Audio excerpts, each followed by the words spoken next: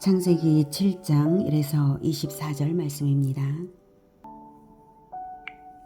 7장 여호와께서 노아에게 이르시되 너와 내 온 집은 방주로 들어가라. 이 세대에서 내가 내 앞에 의로움을 내가 보았음이니라. 너는 모든 정결한 짐승은 암수 7씩, 부정한 것은 암수 2씩을 내게로 데려오며 공중의 새도 암수 7씩을 데려와 그 씨를 온 지면에 유전하게 하라. 지금부터 7일이면 내가 40주야를 땅에 비를 내려 내가 지은 모든 생물을 지면에서 쓸어버리리라. 노아가 여호와께서 자기에게 명하신 대로 다 준행하였더라. 사랑하는 형제 여러분, 6월 29일 목요일 새벽 목상에 오신 것을 환영합니다. 오늘 창세기 7장에서는 하나님께서 120년 전에 예고하시고 100년 전에 명령하신 대로 한치의 어긋남 없이 홍수 심판이 실행되고요. 방주도 완성되어서 구원이 실행되었음을 봅니다. 모든 생명체들을 쓸어버리셨고 오직 방주에 있던 자들만 남기셨습니다. 하나님은 방주에 남는 자들만 남기십니다. 은혜를 아는 일에 남는 자들만, 믿음으로 실행한 자들만, 구원의 공동체에 남는 자들만 남기신 것입니다. 120년 동안 하나님은 오래 참으시는 중에 두고 보신 것이고요. 최종적으로 방주에 남았는가가 결과적으로 기준이 되었습니다. 1절에 여호와께서 노아에게 이르시되 너와 네 온 집은 방주로 들어가라. 이 세대에서 네가 내 앞에 의로움을 내가 보았음이니라. 이 1절은 방주 건조 명령 이후 100년이 흐른 시점이고요. 방주가 완성되어 이제 일주일 후면 홍수가 시작될 그 시점에 하신 말씀입니다. 창세기 6장 9절에 이것이 노아의 족본이라. 노아는 의인이요 당대의 완전한 자라. 그는 하나님과 동행하였으며, 이렇게 나오는데요. 이것이 100년 전 일이었습니다. 그것이 120년 전에 심판을 선언하시고 하나님은 의인이요 당대의 완전한 자 노아를 선택하셔서 100년 동안 방주를 짓게 하셨습니다. 노아는 100년 전에 하나님과 동행하던 그대로 방주를 짓는 100년 동안 동행하며 명령대로 다 준행하였기에 이제 최종적으로 하나님은 네가 내 앞에 의로움을 내가 보았음이니라 라고 하신 것입니다. 노아가 완전 무결하게 의로웠겠는가, 정말 그럴 수 있었겠는가 의문을 가질 수가 있는데요. 중요한 것은 하나님께서 의롭다고 인정하셨다는 것이에요. 100년 동안 두고 보시고 인정하신 것입니다.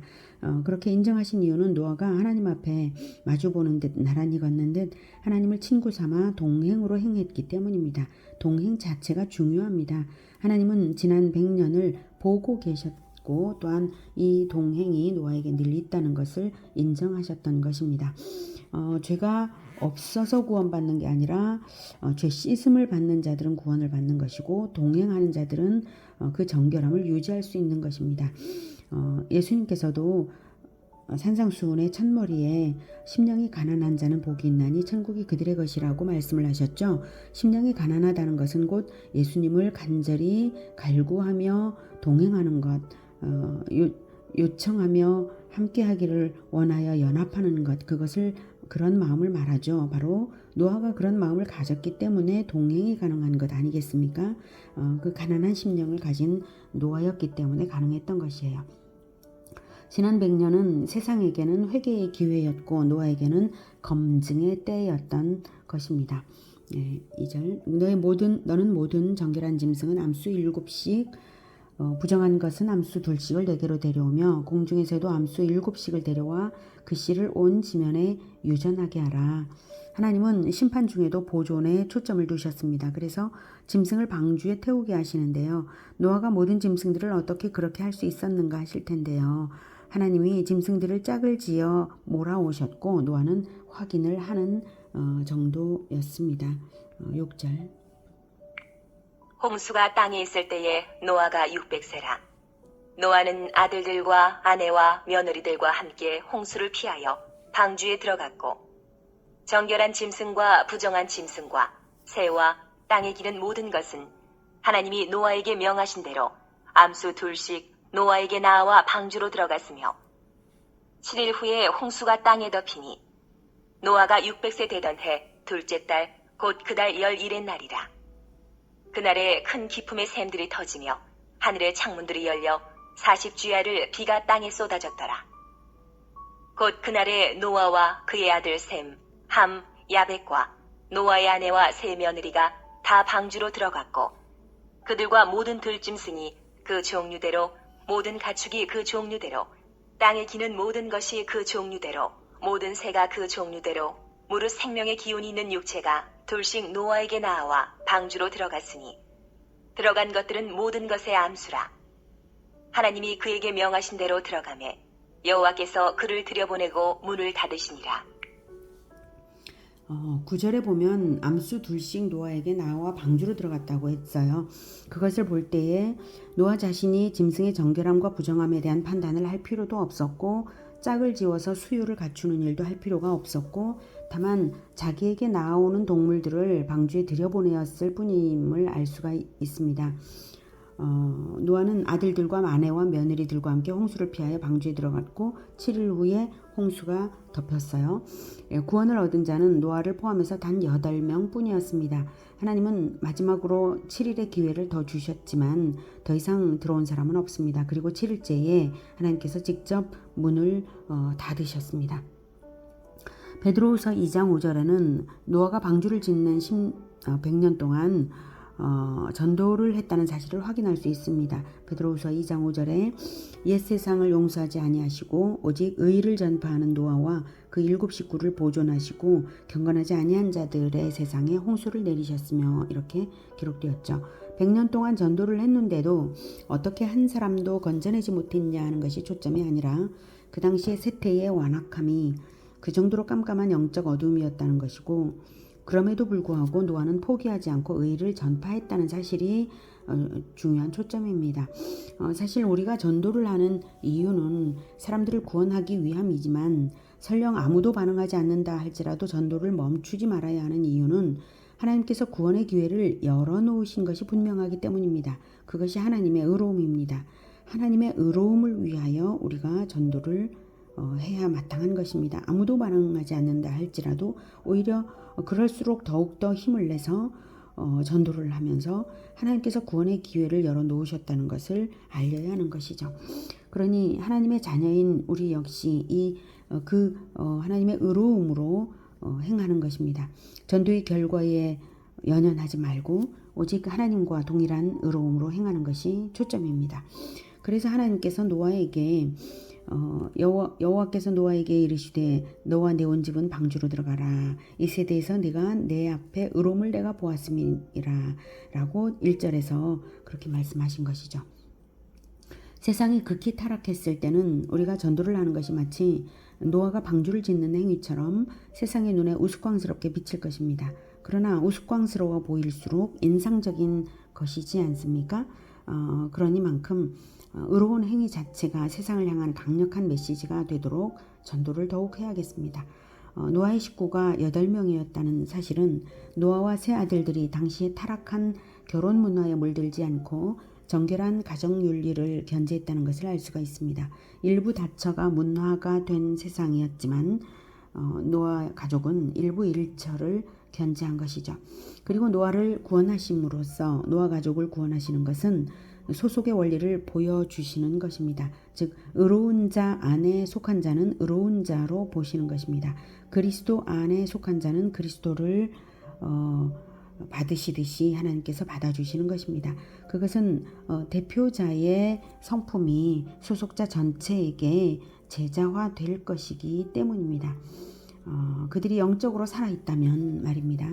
살아있는 것은 교제하는 법이니까 가족의 교제를 통해 노아의 신앙과 성품이 제자화되어서 제자화의 열매를 이어가기만 하면 모든 소속자는 구원에 들어있는 것입니다. 그래서 예수님도 자기에게 붙어 있으라고 하셨죠. 요한복음 15장 4절에 내 안에 거하라 나도 너희 안에 거하리라. 가지가 포도나무에 붙어 있지 아니하면 스스로 열매를 맺을 수 없음같이 너희도 내 안에 있지 아니하면 그러하리라. 네, 이렇게 말씀하셨어요. 하나님은 노아와 그에게 붙어 있었던 자들만을 구원하셨습니다. 11, 12절에 노아가 600세 되던 7일 후에 홍수가 땅에 덮이니 노아가 600세 되던 해 둘째 달 곧 그 달 열일의 날이라 그날에 큰 기품의 샘들이 터지며 하늘의 창문들이 열려 40주야를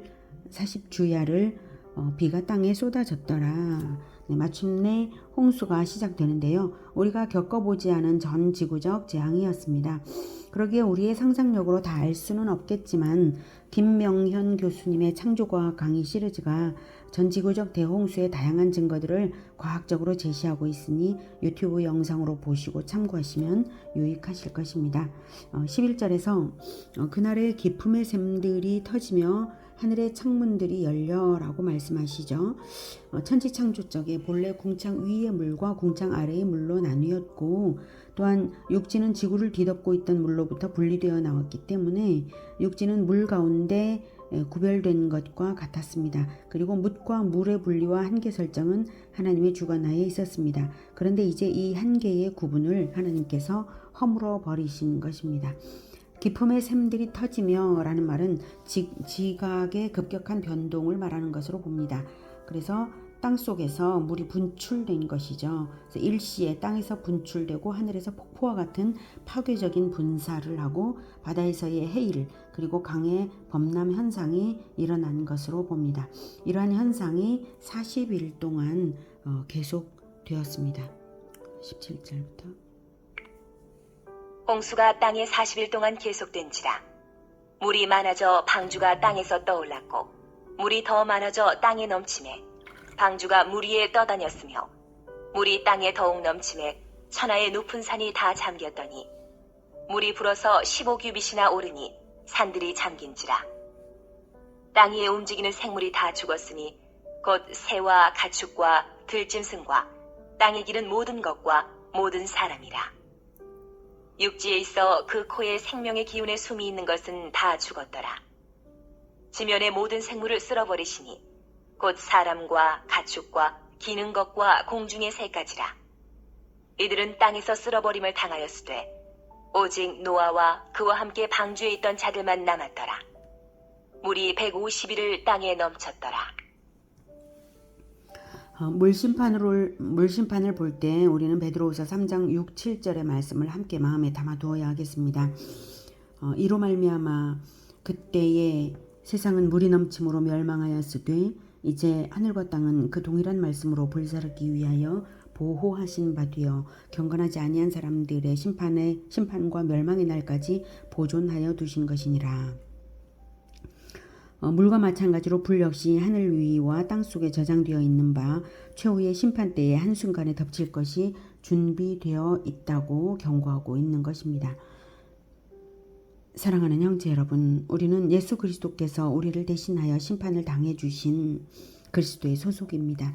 믿음을 잃지 않는 한, 동행을 잃지 않는 한 우리가 그리스도의 소속인 것이 분명하고 우리가 심판을 염려할 필요는 없습니다. 우리는 오히려 세상에 속한 자들에게 닥칠 심판을 염려해 주어야 합니다. 그러므로 그리스도께 붙어 있어 더욱 경건과 전도의 삶으로 세상의 메시지가 되는 삶을 살아야 하겠습니다.